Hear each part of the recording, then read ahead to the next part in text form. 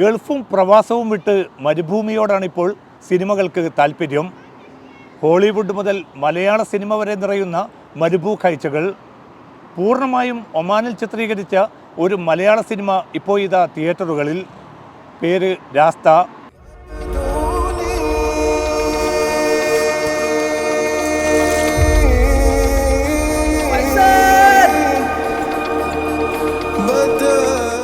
പ്രവാസ ലോകം, പ്രവാസ ജീവിതം എന്നിവ മലയാള സിനിമയ്ക്ക് കൂടുതൽ പ്രിയപ്പെട്ടതായി മാറുകയാണ്. വിൽക്കാനുണ്ട് സ്വപ്നങ്ങൾ മുതൽ ആരംഭിച്ചതാണ് മലയാള സിനിമയുടെ പ്രവാസാഭിമുഖ്യം. പിന്നീട് പ്രവാസ ഉള്ളടക്കമുള്ള എത്രയോ സിനിമകൾ പിറന്നു. ഗർഷോം സിനിമ 4 നൂറ്റാണ്ട് പിന്നിടുകയാണിപ്പോൾ.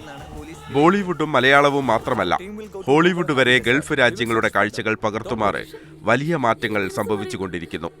ഇപ്പോഴിതാ ഒരു മലയാള സിനിമ കൂടി ഗൾഫിൽ പൂർണ്ണമായും ചിത്രീകരിച്ച് തിയേറ്ററുകളിൽ എത്തിയിരിക്കുന്നു. പൂർണ്ണമായും ഒമാനിൽ ചിത്രീകരിച്ച സിനിമയാണ് രാസ്ത.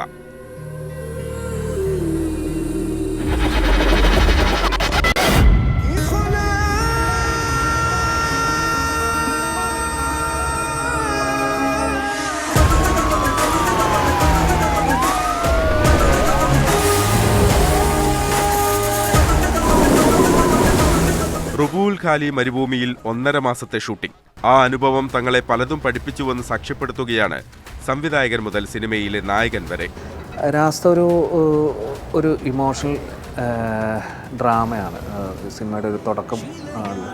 പിന്നീട് അത് പതുക്കെ ഒരു സർവൈവൽ ത്രില്ലർ എന്ന് പറയുന്ന ഒരു മൂഡിലേക്ക് പോകുന്ന ഒരു സിനിമയാണ് രാസ്ത. ഈ സിനിമ പൂർണ്ണമായിട്ടും നമ്മൾ ഒമാനിൽ ഷൂട്ട് ചെയ്തതാണ്. അതാണ് രാസ്തയുടെ ഒരു പ്രത്യേകത. ഷാഹുൽ, ഫായിസ് അങ്ങനെ 2 പേരാണ് ഈ സിനിമ എഴുതിയേക്കുന്നത്. അവർ കഴിഞ്ഞൊരു 10-20 വർഷങ്ങളായിട്ട് ഒമാനിലെ പ്രവാസികളാണ്. അപ്പോൾ അവരവരുടെ ജീവിതത്തിൽ കണ്ട കുറച്ച് ഇൻസിഡൻസും കാര്യങ്ങളൊക്കെ വെച്ചിട്ടാണ് ഈ സിനിമയുടെ ഒരു കഥയിലേക്ക് വന്നത്. Good morning GCC News. I am currently standing in front of one of the biggest deserts in the world, the Rub al Khali. Oman അതിർത്തി കടന്ന് സൗദി അറേബ്യയുടെ പരിധിയിലേക്ക് ഇവർ പ്രവേശിച്ചിട്ടുണ്ടാകാം എന്നൊരു സംശയം പോലീസിനുണ്ട്. അങ്ങനെ ഒരു സാഹചര്യത്തിൽ ഇവരെ കണ്ടെത്തുക കൂടുതൽ ദുഷ്കരമായിരിക്കും എന്നാണ് പോലീസ് വിലയിരുത്തൽ. ഭയങ്കര ഡിഫറെൻറ്റ് എക്സ്പീരിയൻസ് ആയിരുന്നു. കാരണം ഭയങ്കര ടെറൈൻ ഭയങ്കര ഡിഫറെൻ്റ് ആണല്ലോ. ഡെസേർട്ടാണ് നമ്മുടെ main, half of the cinema is desert. അവിടെ ഷൂട്ട് ചെയ്യാൻ ഭയങ്കര ബുദ്ധിമുട്ടായിരുന്നു. പക്ഷെ അത് നല്ലൊരു എക്സ്പീരിയൻസ് ആയിരുന്നു. ഈ മണലിൽ നീർത്തിരയും വരൾനിലവിളികൾ, ഈ മരുവിൽ മരീചികയിൽ സ്ഥലജലഭ്രമികൾ, നേരം മിന്നൽ തൂവലുകൾ,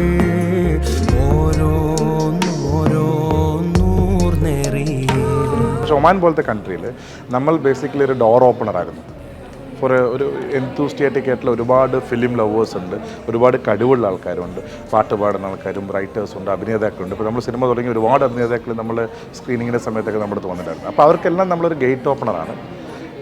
അവരുടെയൊക്കെ ഓപ്പർച്യൂണിറ്റി ഇനിയും മുന്നോട്ട് കൊണ്ടുപോകണമെന്ന് ആഗ്രഹമുണ്ട്. ഇനിയും പ്രൊജക്റ്റുകളായിട്ട് ഒമാൻ ബേസ്ഡ് ആയിട്ട് തന്നെ മുന്നോട്ട് വരുന്നത് നമുക്ക്.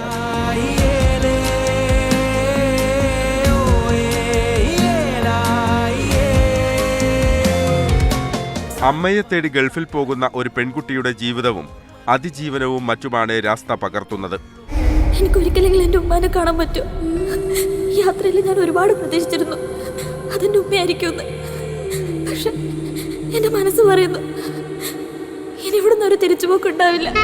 കൊടും ചൂടിൽ മരുഭൂമിയിലെ നീണ്ട ഷൂട്ടിംഗ് നേരങ്ങൾ അത്രയൊന്നും സുഖകരമായിരുന്നില്ല. ആശുപത്രിക്കും ക്യാമറയ്ക്കും മുന്നിലായാണ് രാസ്ത അഭിനയിച്ചു തീർത്തതെന്ന് നടൻ സർജാനോ ഖാലിദ്. ഷൂട്ടിങ്ങിനിടെ കുറേ ബുദ്ധിമുട്ടുകൾ ഉണ്ടായിരുന്നു. കാരണം നമ്മൾ ഡെസേർട്ടിൽ ഷൂട്ടിങ് ഭയങ്കര ചൂടായിരുന്നു.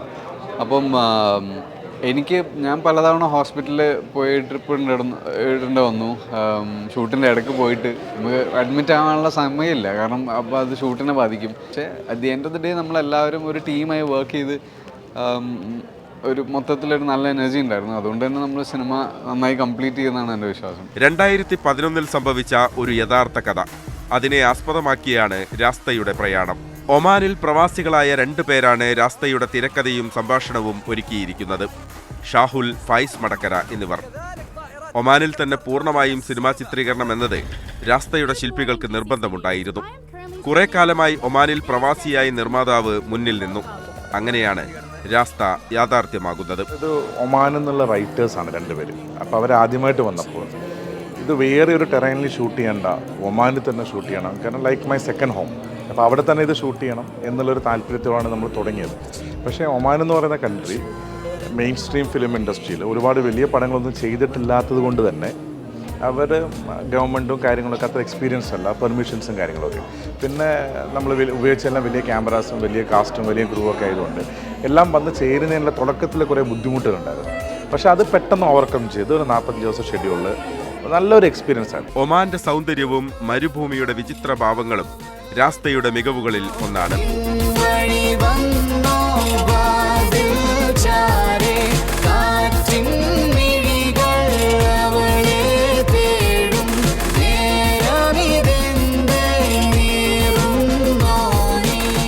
അനീഷ് അൻവർ സംവിധാനം ചെയ്യുന്ന 6ാമത്തെ ചിത്രം കൂടിയാണിത്. പ്രവാസ ലോകവും പ്രതിഭകളും വലിയ പ്രതീക്ഷകളാണ് നൽകുന്നത്. മലയാള സിനിമയ്ക്ക് ഇനിയും കൂട്ടായി മാറാൻ പ്രവാസ ലോകത്ത് ധാരാളം ഇന്ധനമുണ്ടെന്നും സംവിധായകൻ സാക്ഷ്യപ്പെടുത്തുന്നു.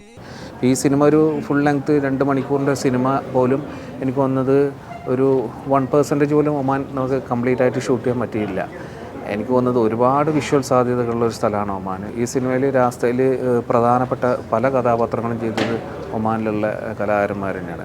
ആക്ടിങ്ങിൽ മാത്രമല്ല, നമ്മുടെ ക്രൂവിലും ഒരുപാട് ടെക്നിക്കൽ കാര്യങ്ങളിലും ഒമാനിലുള്ള ഒരുപാട് പേര് പങ്കെടുത്തിട്ടുണ്ട്.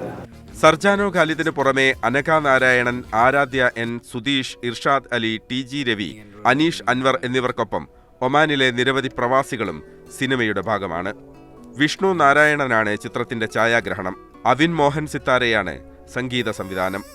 മരുഭൂമിയുടെ മഹാസൗന്ദര്യം ആവാഹിച്ചെടുത്ത ബ്ലെസ്സിയുടെ ആടുജീവിതം കൂടി തിയേറ്ററുകളിൽ എത്താനിരിക്കുകയാണ്.